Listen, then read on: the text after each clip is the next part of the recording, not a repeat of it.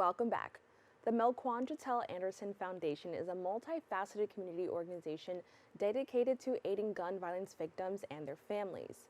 MJAF actively engages in legislative and advocacy work at the city, state, and federal levels to promote laws empowering gun violence victims and survivors while striving for safer communities.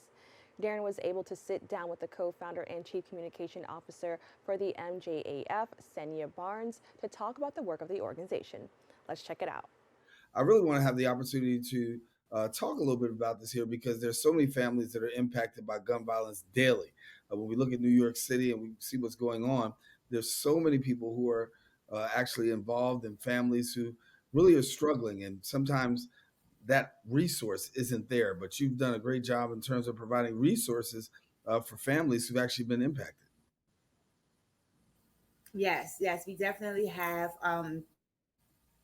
When we started the Melquain Jatelle Anderson Foundation, it was after the death of my nephew, and everything that we went through, we just knew that we had to make sense of it, right? And we also wanted to make sure that we can support other families who may have been experiencing or try to prevent other families from experiencing some of the some of the pain that we experience. So hence we came up with the Melquain Jatelle Anderson Foundation fighting against gun violence via education, which really makes sure that survivors are available to, well, they have access to funds that are available to them. They have the knowledge and the resources of where to go, as well as ensuring that they have trauma coaching, some different types of wellness activities, just things to help them along the way.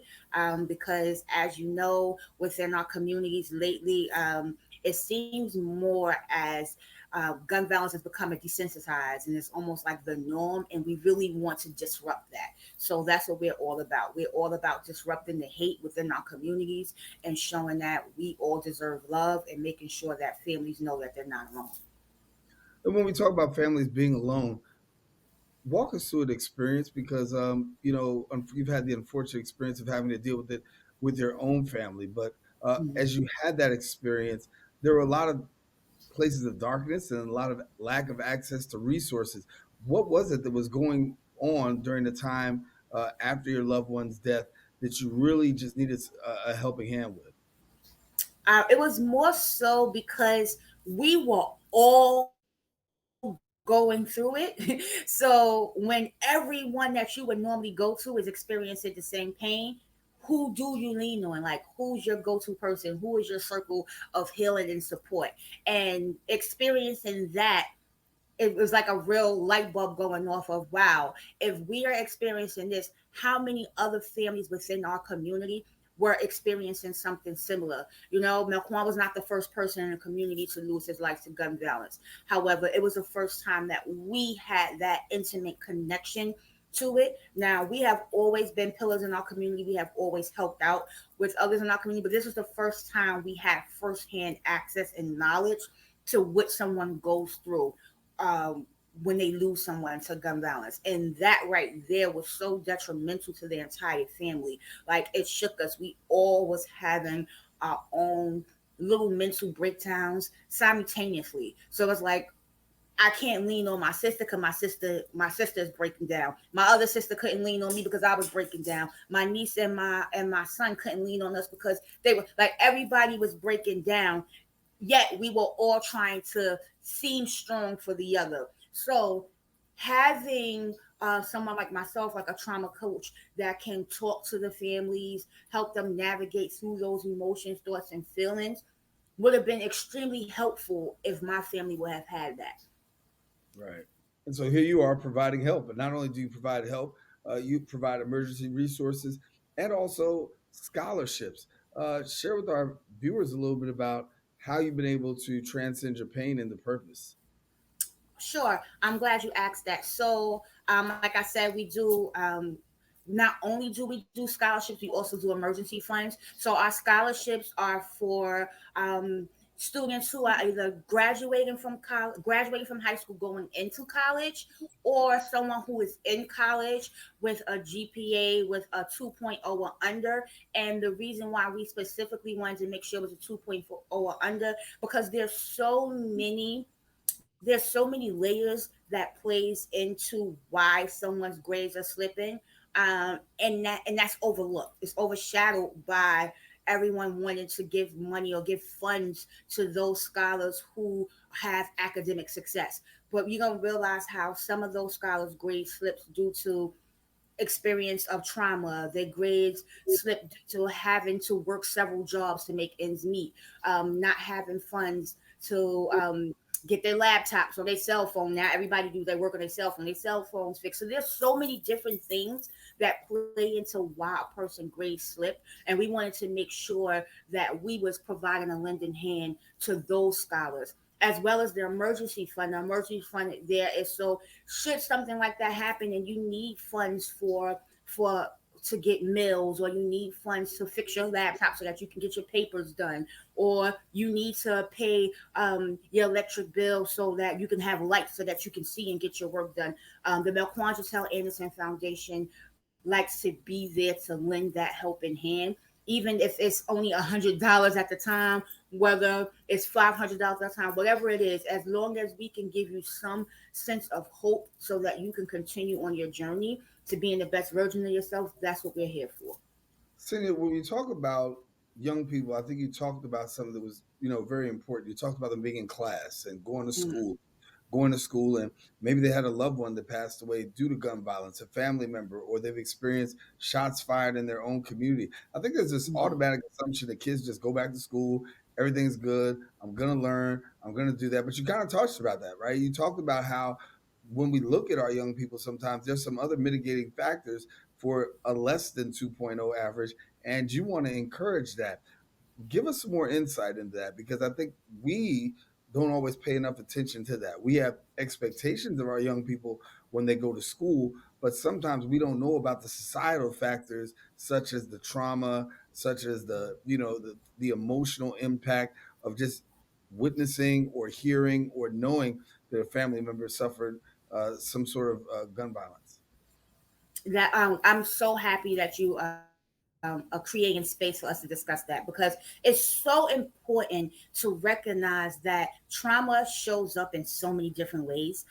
It can show up in silence, it can show up in acting out, it can show up in grade slipping, it can show up, like I said, in so many different. It's just multifaceted, right? And I think when children go back to school, whether you are in middle school, elementary, all the way to your collegiate years, when you go back to school and you're in the classroom setting and you're trying to focus and trying to get that work done, but you have this trauma that's sitting on your shoulder, this weight that's weighing you down, and the other person in the classroom doesn't know that that's what you're experiencing. So they're just figuring you're tuning out, right? And so they automatically dismiss the trauma that you bring with you that you can't shed.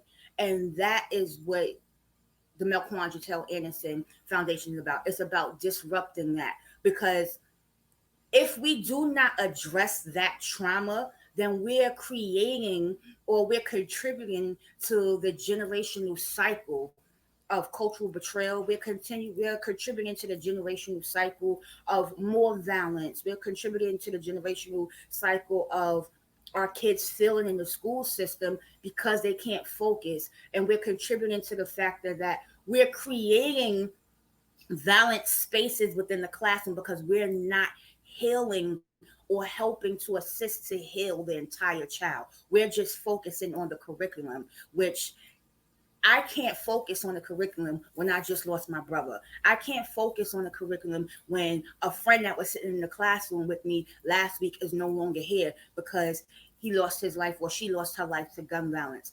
We forget about what that does to the individual, and not everyone has the capability to just turn it off and switch and move on right away. And unless you experience that trauma firsthand, it's difficult to understand how long that process takes. Grief has no time limit. And whether you can be grieving today or you grieving 26 years later, Grief has no time limit, and it affects everyone differently. Yeah. When I talk about this, I talk about this from a perspective of understanding what families have gone through. I know so many families have been impacted by gun violence that uh, trying to just get life back in order is a long and an arduous process. I want to spend a couple seconds talking about another capacity of your work, and that's the advocacy component. Because in addition to providing for families, you Mhm. also are a voice for the voiceless in that area because you're providing advocacy for legislatively to allow legislative officials to know about gun violence victims.